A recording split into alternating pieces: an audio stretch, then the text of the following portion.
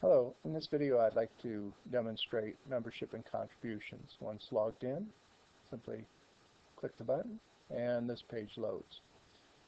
Some of the highlights are as such that on the left-hand side is a list of the households in the database. You have a tab that holds the member information, and this is used for editing. You have a tab for the membership reports, and then finally a tab for the contribution and the contribution reports. On the member information tab, it is designed such that the information is in small groups. This block of information of the head of household, you can click the edit button and you will have a dialog, and you specifically put that information in and click OK when it's saved. The spouse, edit, the general information for the address, so on and so forth. Have a button for it. Dependents, have multiple dependents per household. Adding new, deleting, editing the dependent information, also editing the general information. What's interesting to note is that the addresses are independent of the household address. What I'm saying is that it's possible that you would have one of the children that would actually live at another address. So if you needed the mailing information for any of the reporting, you could store that and know that they actually live primarily at a different address. So all that's possible with the database. When you're adding new households, you just simply click the new button. You enter the household information, and what happens is this will populate with the household, and then you can add the spouse, the general information, go on right on down the line to complete the information. There's a way to search the households and only pull up based on the search. Also, you have the ability to filter by their membership status. So if you want to just look at the guests that are in your database, you can simply select that and it populates a list with the guests. On to the membership reports. This is designed to set up as a 1, 2, 3, 4 type of tool. The first thing you would do is select the type of report that you want. And let me mention that if you need a report that's not on here, simply just contact us and we'll be more than happy to do our best to provide you with that report. But we have the basic reports that are in here. Some of these reports actually come, like the directories, come where you can actually print mailing labels along with just a regular written report. But the concept here is that you select the report you want, you go right on down the list. You want this for guests. Maybe the most complicated part of this is the groups, but just keep in mind that you can set this up any way you want to. Here I have some preset groups, one group with all, and what it simply says is that the age range is from 0 to infinity. So everyone will be in this group, all genders. So you can specifically set up your groups like children, ages 3 to 8, all, or you may have a men's group, men adults, 18 to infinity, and male. And so you simply select your groups, and when you want to print a report for the men or for the children or for all, you select that group. And then for birthdays, you can select the month or all the months to be reported. You can sort by the name or by the date. And then you can give a title to the report. It's that simple to generate reports. Contribution and the contribution reporting.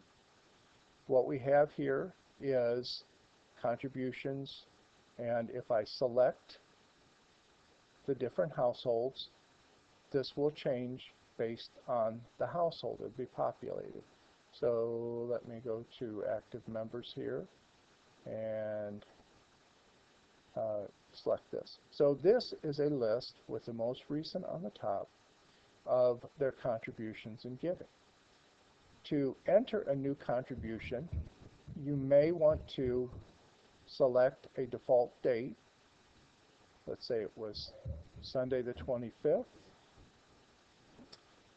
So once you've selected the default date, now when you go to enter a new contribution, you just want to make sure you have the household selected. These are alphabetical by their last name. And we'll say that this one is for Jonathan, and we got a new contribution. The date comes in, and you'll see the name up at the top. You can put a check number or cash and simply tab through the fields and enter in values.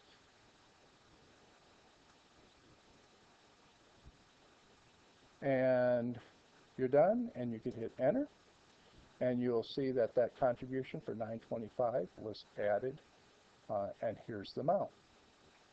You can filter the list by all contributions, the current month's contributions, current quarter,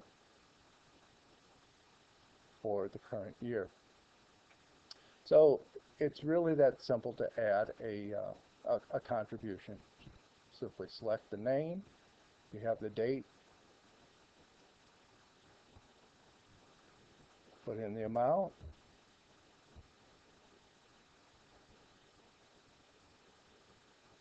and save it. Okay, and so we have it there. If you need to edit, you simply select the one that you want to edit and make your change, and OK. Also, the same thing goes for deleting. You simply select the contribution to delete, hit delete. It'll ask you if you want to delete it, and yes, and I just deleted that contribution.